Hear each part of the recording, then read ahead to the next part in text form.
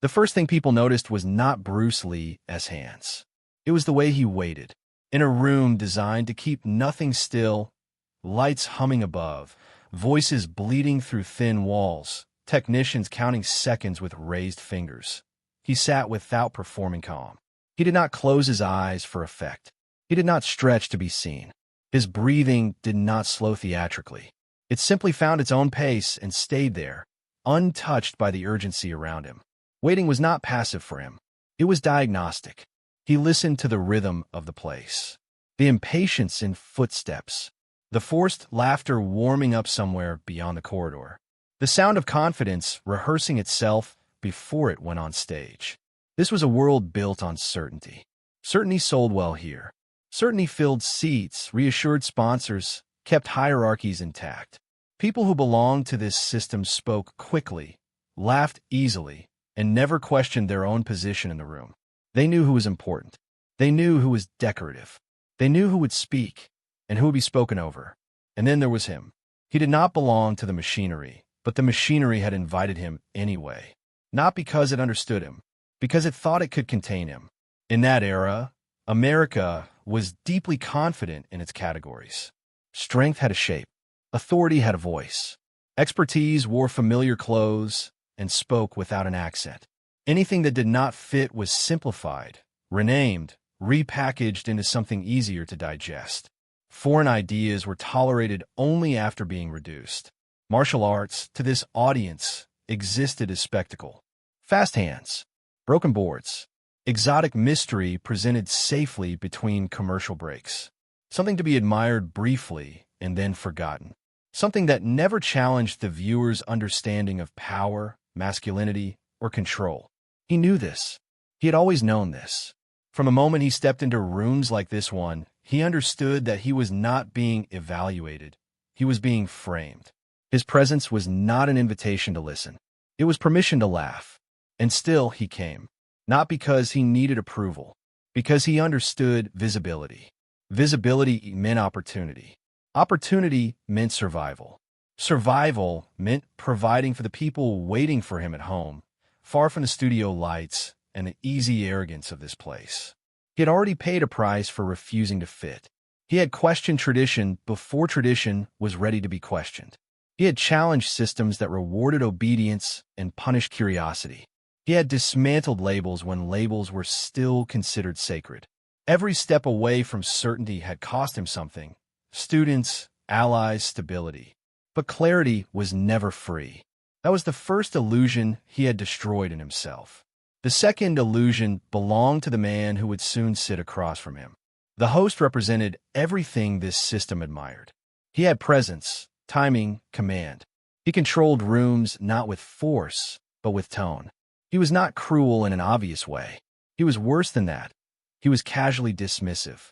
His humor worked by shrinking others just enough to make himself appear larger. Audiences loved him because he made dominance feel friendly. He had built his reputation on knowing more than his guests, or at least appearing to. We didn't know, he joked. When he felt threatened, he laughed louder. When someone challenged the frame, he reframed them as ridiculous. It was a perfected skill, and tonight, he believed he had another novelty on his hands. The producers had explained it clearly. This was not a philosophical exchange. This was not a confrontation of ideas. This was a segment, a demonstration, a visual interruption before returning to familiar ground. Do something physical, they said. Keep it light. Make it fun. Fun meant harmless. Harmless meant controlled. The challenge embedded in the invitation was subtle, but unmistakable. You may appear, but you may not disrupt. And yet, disruption was the only thing he had ever truly mastered. Not disruption as rebellion. Disruption as exposure. He did not arrive with an intention to embarrass anyone. He did not plan a moment. He carried no script beyond his own principles. But he understood environments the way some men understand weather. He could feel pressure building long before thunder appeared. This room was pressurized. The host would perform confidence. The audience would reward it, and he would be expected to play along. That was the challenge that should not have existed. Because what happens when a system built on illusion meets someone who refuses to maintain it? No one asked that question out loud. They did not need to. The structure of the show itself assumed the answer. Nothing happens. The system absorbs the anomaly. The guest smiles, the audience laughs, the moment dissolves into entertainment. History was supposed to repeat itself quietly. But something about this man made repetition impossible. He had spent his life studying not how people fight, but how they pretend. Pretend to know. Pretend to be strong. Pretend to belong. Pretend that the identity they inherited was something they chose. Most people never notice the performance because they were too busy perfecting their own. He noticed, and once you see pretense clearly, it becomes difficult to participate in it. That was the real danger he posed. Not physical threat, philosophical threat. When he finally stepped onto the stage, the room reacted before it understood why. Applause arrived on cue, but it was thin, polite, already moving on. The introduction framed him as a curiosity, something between athlete and illusionist. A man whose value was measured by how quickly he could impress and disappear. He accepted the handshake offered to him. His grip was unremarkable, his posture neutral. Nothing about him announced confrontation. This made the host more comfortable. Comfort is what precedes overconfidence. The questions came quickly, wrapped in humor, sharpened just enough to remind everyone who controlled the exchange. Laughter flowed easily. Each laugh reinforced the hierarchy. Each joke reduced the distance between ignorance and authority until they became indistinguishable. He answered simply, corrected gently, never defended himself. That restraint was misread as submission. It always is. What the host did not realize was that restraint, when genuine, is not weakness. It is selection. It is knowing when not to act, because acting too early would distort the lesson. And this man did not waste movement. As the segment progressed, the imbalance became clearer. The host grew bolder. His confidence fed on the audience's reaction. He interrupted more freely. He exaggerated more aggressively. He reduced centuries of discipline into punchlines that landed cleanly and vanished just as fast. This was the machine working as designed. Until it wasn't.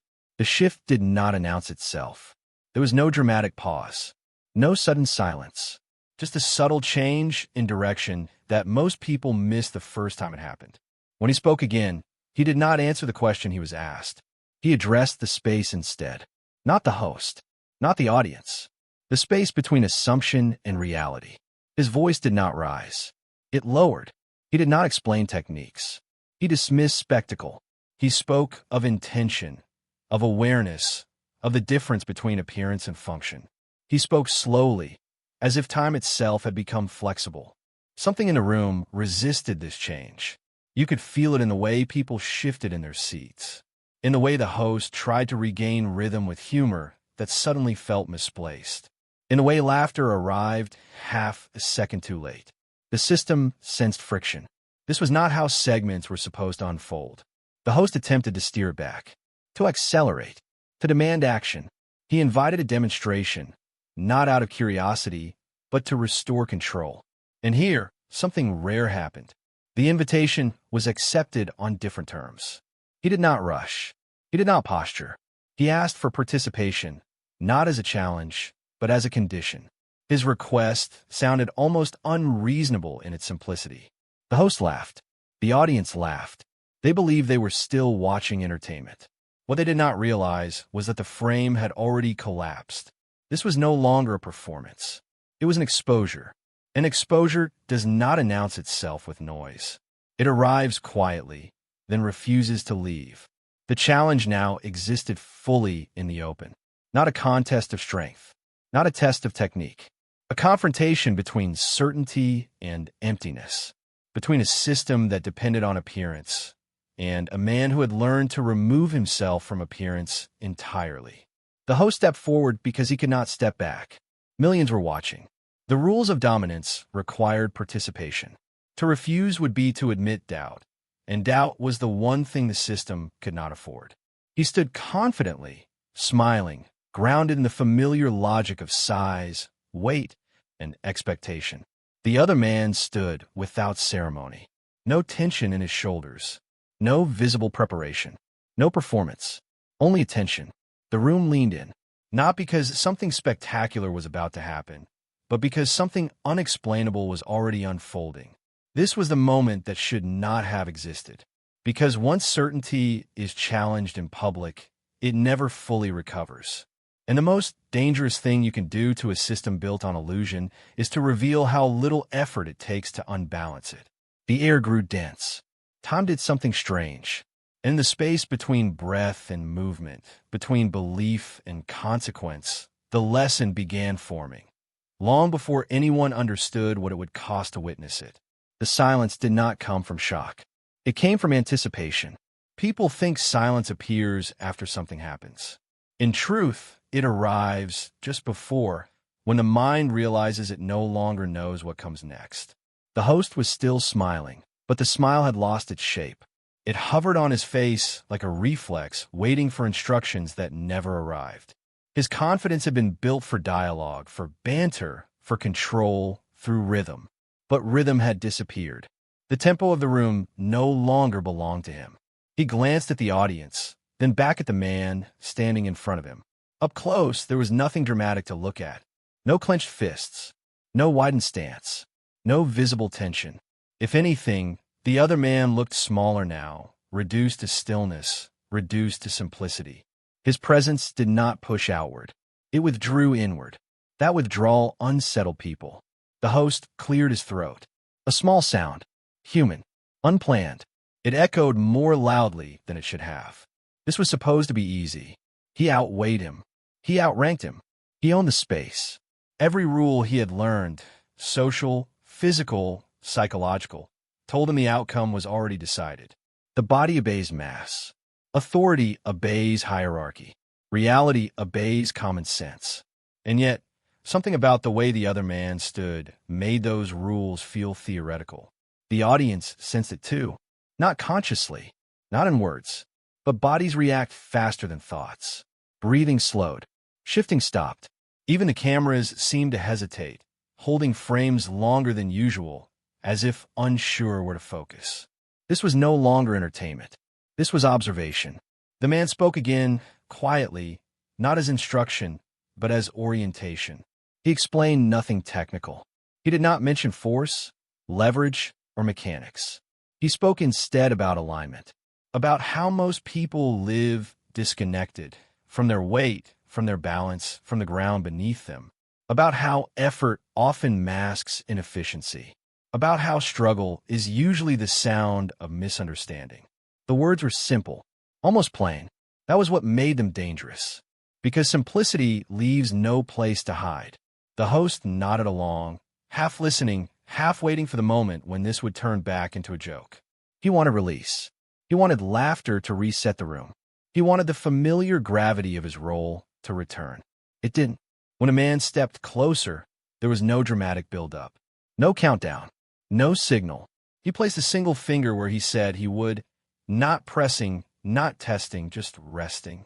The contact was so light, it barely registered his touch. The host laughed again, louder this time.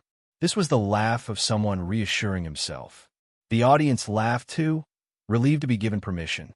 For a brief second, the system reasserted itself. And then, the movement was almost invisible. There was no wind-up, no thrust, no aggressive motion. The finger advanced perhaps an inch. That was all. But the effect did not match the cause. The host's body reacted before his mind could intervene. His weight shifted backward, not dramatically, but decisively. His heels searched for ground that seemed suddenly farther away. His steps became corrections rather than choices. One step, another, then another. Each step carried more urgency than the last. His arms lifted instinctively, not to block, but to negotiate balance. His face changed, not into fear, but into confusion. The kind of confusion that comes when the body experiences something the mind has no category for. The audience did not gasp. They froze. Silence returned, heavier now, charged. The host reached the edge of the stage sooner than anyone expected. His hand struck the table behind him, not to steady himself, but to stop the backward momentum that no longer felt optional. He stood there, breathing hard, eyes wide, color rising in his face. Nothing had happened, and yet everything had. The man lowered his hand and stepped back. The distance between them restored itself naturally, as if drawn by an invisible line neither had crossed. There was no bow, no acknowledgement, no claim, just stillness. The host spoke first because he had to. His role demanded sound. What was that? The question wasn't rhetorical. It wasn't performative. It was naked. The kind of question people ask when their internal map has just failed them. The man answered calmly. He did not repeat himself. He did not embellish. He spoke as if explaining something obvious to someone who had simply never noticed it before. He talked about sinners, about how balance is not maintained by strength, but by awareness, about how, when alignment is disrupted, the body responds faster than thought, and once thought is late, force becomes irrelevant. He did not say this to impress. He said it because it was true. Applause came slowly at first, not the explosive kind, not the celebratory kind. It grew from a place of recalibration. People clapped, not because they were entertained, but because they needed to release the tension their bodies were still holding. The host tried to laugh it off. He joked about being lighter than he looked, about losing his footing, about tricks of momentum, but his voice lacked conviction, because he knew, on a level deeper than pride, that what had just happened could not be fully explained away. The cameras cut to commercial sooner than planned. Off air, the atmosphere fractured. Crew members spoke in low voices, eyes darting. Producers argued quietly about what had just been captured. No one used the word mistake, but it hovered in the air. The host sat down heavily, staring at his hands as if they belonged to someone else. He flexed his fingers, shifted his weight in the chair, testing his body like a man reassessing a familiar object that had suddenly behaved unpredictably. The man sat across from him, unchanged. No adrenaline, no triumph, no urgency. The host broke the silence. I didn't feel pushed. It wasn't a complaint. It was an observation. The answer came without pause. Because you weren't. That unsettled him more than the demonstration itself. They spoke quietly now, without cameras, without performance. The host asked real questions, the kind he had avoided his entire career. Not questions designed to control, but questions designed to understand. Why didn't it hurt? Why couldn't he resist? Why did it feel like he decided to move after he was already moving? The answers were not mystical. They were disarmingly practical.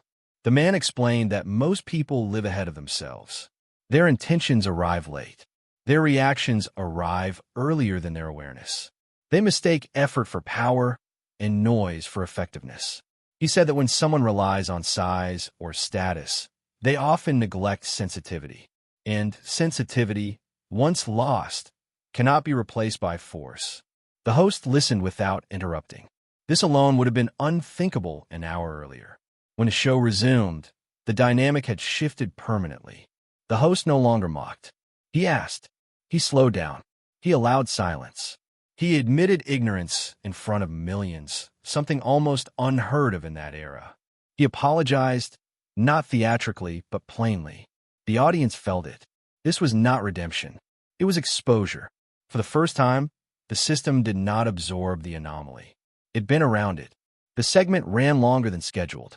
No one stopped it. Ratings spiked. Phones lit up.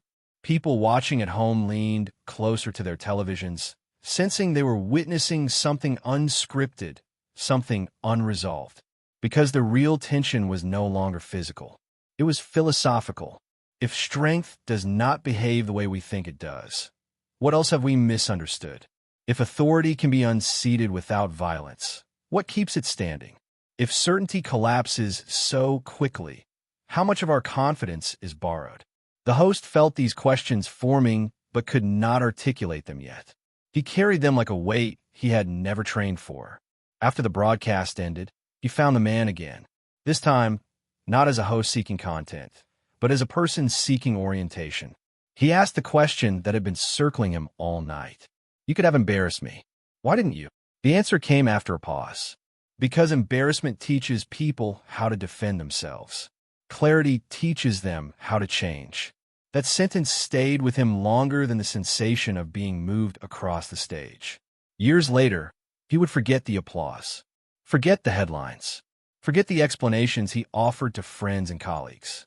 But he would never forget the feeling of certainty leaving his body before he could stop it, because that was the real demonstration, not of force, of illusion dissolving. And the most unsettling part was this. Nothing had been taken from him. No injury, no humiliation, no loss of status. Only an idea that once strength is understood differently, it can never again be mistaken for domination. Years later, when memory began to soften the sharp edges of that night, the host would still describe it the same way. Not as an embarrassment, not as a loss, but as a rupture. He said something in him broke, not loudly, not publicly, but quietly, the way foundations crack before buildings collapse. He did not change overnight. People rarely do. But something irreversible had been introduced into his thinking. Doubt, not the weak kind, the useful kind, the kind that forces questions to stay open longer than comfort allows. He continued his career. He still joked, still teased guests, still occupied the chair of authority that millions recognized. From the outside, nothing appeared different, but internally, the rhythm had changed. He noticed pauses he used to fill. He noticed how often laughter was a shield. He noticed how power relied on speed, on never letting someone slow the moment down enough to see through it. That night had slowed him down. And once you slow down, certain behaviors become impossible to ignore. He began recognizing how often he mistook control for intelligence, how often certainty was just repetition rewarded by applause, how often he leaned on irony to avoid vulnerability. The man on that stage had not challenged him with aggression. He had challenged him with restraint. And restraint, once witnessed, is difficult to dismiss. The host tried to explain the experience to friends, to colleagues, to other performers, but language failed him. Words flattened the moment into anecdote. They turned something destabilizing into something entertaining. So he stopped trying. Instead, he carried it. He began listening more carefully, not just to guests, but to the space between their words. He asked fewer questions designed to corner, and more questions designed to reveal. It was subtle, almost invisible, but over time, people sensed it. Some responded, some resisted. Change always creates friction. The man who had stood across from him that night did not benefit publicly from the moment in the way people assume. There was no immediate explosion of opportunities. No sudden elevation to universal respect. If anything, the industry became more cautious around him. He had disrupted a pattern. He had demonstrated that power could exist without permission, and systems rarely reward that. He continued teaching, continued refining, continued stripping away what did not hold up under pressure, not just in combat, but in thought. He spoke less about technique and more about honesty, less about victory and more about alignment. He warned students not to imitate him. Imitation, he said, is the fastest way to stop understanding. He encouraged them instead to notice where they were pretending, where their identity was inherited rather than chosen, where their beliefs were defended rather than tested. Many nodded. Few followed through, because his philosophy was expensive, not financially, existentially. It required letting go of roles that felt safe, titles that felt earned, certainties that felt deserved. It required living without guarantees. The world prefers instruction manuals. He offered mirrors. When he died, the shock moved quickly, but the understanding moved slowly. Headlines focused on speed, on mystery, on physicality. The deeper work he had done, the quiet dismantling of false structures, remained largely unspoken. The host attended the funeral quietly. No cameras, no performance, just presence. He stood among others who had been touched in ways they rarely discussed publicly. Actors, athletes, teachers, people who had been corrected without being crushed. He did not speak. He did not need to, because the lesson had never been verbal. It lived in the body, in the hesitation before judgment, in the awareness before reaction. Years later, when asked what that night meant, the host answered differently each time, but the core remained. He said that real power is not loud, that mastery does not announce itself, But the most dangerous illusions are the ones society agrees to call normal. And he said this. That night, I learned I was not wrong because someone defeated me. I was wrong because I had never tested my certainty. That distinction matters. The story survives not because of the spectacle. There was very little of that, but because of what it implies. That authority can be interrupted without force. That strength can move quietly. That identity, when unexamined, becomes a prison disguised as confidence. And perhaps most unsettling of all, that clarity is not comforting. It does not flatter. It does not reassure. It does not let you keep everything you arrived with. It asks for sacrifice, not of others, of illusion. That is why the story resists classification. Why it floats between myth and memory. Why people argue over details instead of confronting implications. Because if it is true, even partially, then many of the things we admire are built on misunderstanding. And many of the things we fear are built on habit. The man never claimed superiority. He never asked to be believed. He simply stood still long enough for others to feel themselves move. That is why the moment endures. Not as proof, not as legend, but as an invitation. To pause, to test, to notice, and to ask a question that no system built on certainty once asked. If what you rely on disappeared tomorrow, your title, your strength, your audience, your role, what would still be true? That question has no audience, no applause, no easy answer. And that is exactly why it matters.